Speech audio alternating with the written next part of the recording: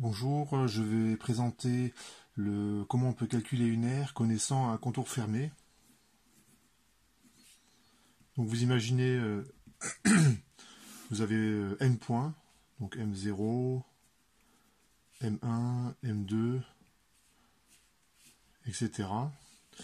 Et je finis avec Mn-1, donc ça fait bien n points, puisque j'ai commencé à compter à 0. Et j'aimerais bien connaître la surface qui est définie par ce contour-là. Alors la méthode est la suivante, j'utilise les produits vectoriels. Donc je vais me donner un repère, puisque les points ils sont repérés avec leurs coordonnées. Et ce que je vais faire, c'est, prenons par exemple ce segment-là, de M1 à M2.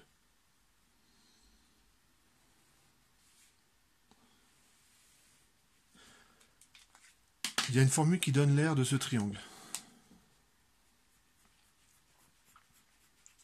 En fait, c'est le produit vectoriel.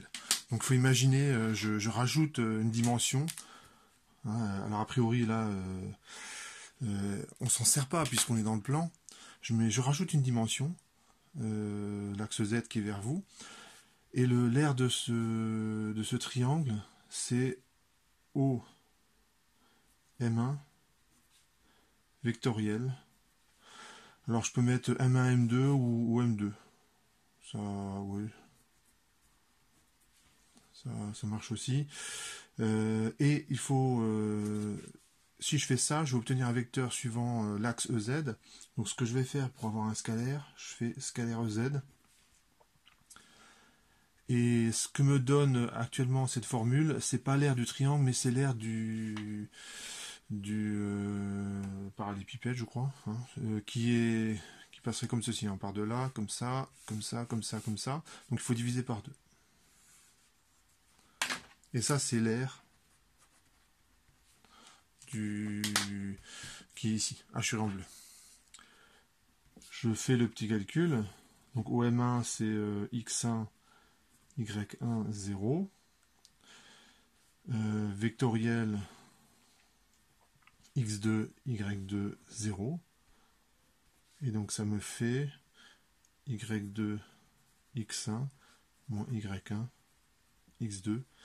Et j'oublie pas de diviser par 2. J'oublie pas le scalaire EZ. Et normalement, ça donne ça. Que je dise pas de bêtises. Ouais, c'est ça. Voilà. Il n'y a plus qu'à sommer toutes les aires. Sur tout le contour. Alors vous allez me dire, il y a quand même un petit problème. C'est que l'aire qui est ici, là, elle est en dehors du contour. Alors en fait, c'est pas très gênant parce que lorsque je vais décrire l'ensemble du contour, à un moment donné, je vais être sur ce segment-là. Mn-1, M0. Et l'aire qui est définie par ce triangle-là, O, Mn-1, M0, va être comptée négativement et donc va éliminer cette aire-là. Donc c'est comme si... je le fais très schématiquement, X, Y, là j'ai mon contour.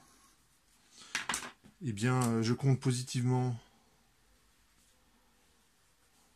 cette aire-là. Lorsque je décris cette partie du contour, et je vais compter négativement cette aire-là, lorsque j'ai décrit cette partie du contour. Et quand je fais la somme, eh bien, ça donne bien l'aire qui est dans le contour. Voilà, donc vous n'avez plus qu'à mettre en œuvre cette formule dans le programme. Voilà.